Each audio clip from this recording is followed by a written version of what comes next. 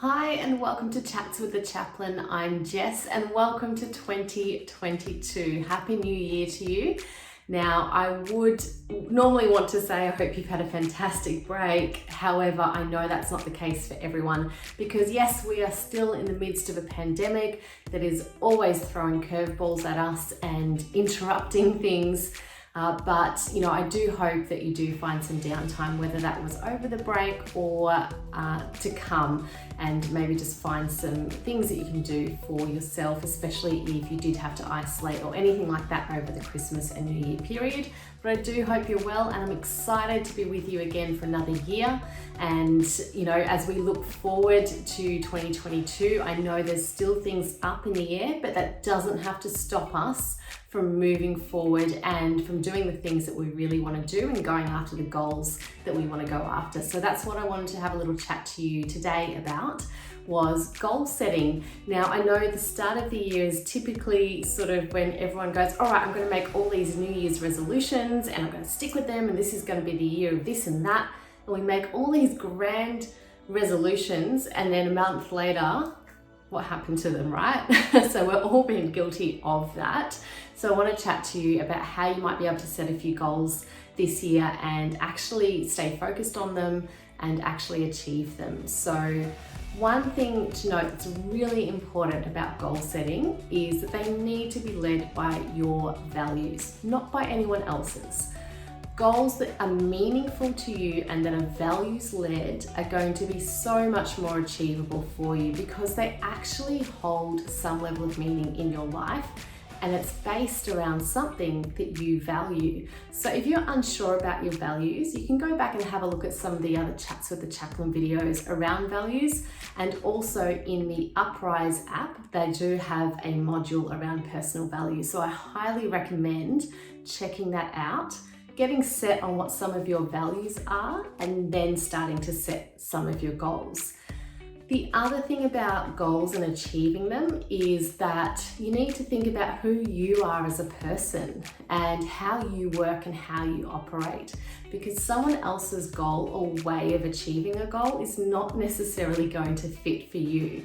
So you might have a health and fitness goal, and someone else might have the same goal, but how you get there is going to look different because it's going to be based on why you're doing it and how you actually work. So if you hate the gym and you can't stand exercising for the sake of exercising, don't go and get a gym membership as part of your goal to get fit.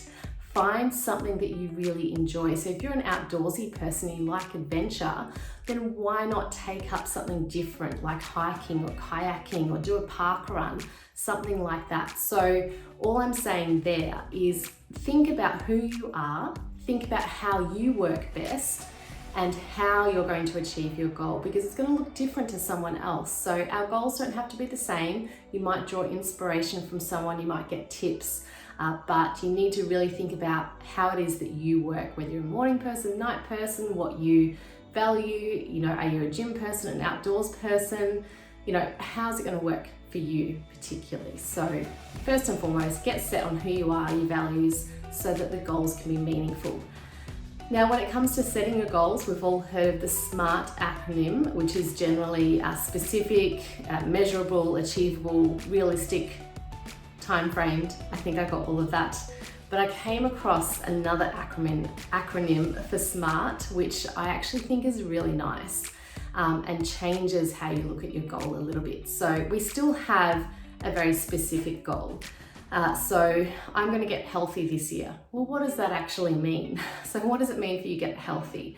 Be specific and break it down so that you really know what you're going after.